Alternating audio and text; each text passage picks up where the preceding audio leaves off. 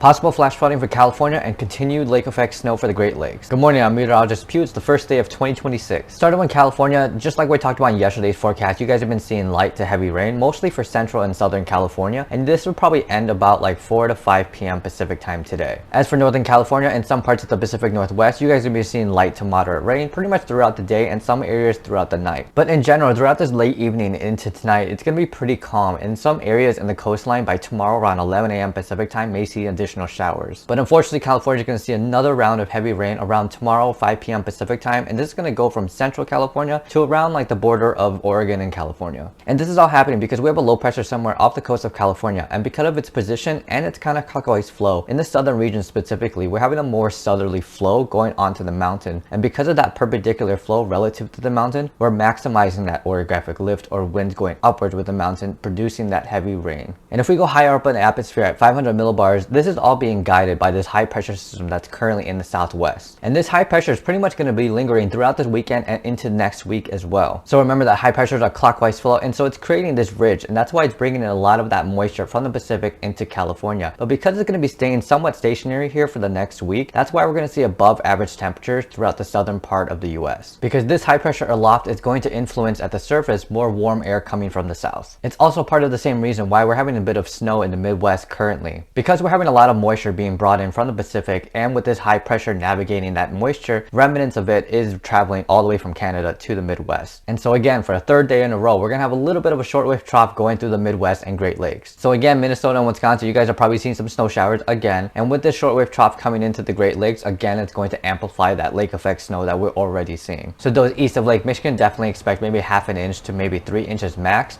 and those east of Lake Erie and Lake Ontario, hopefully today and tomorrow morning is going to be the last of this snow.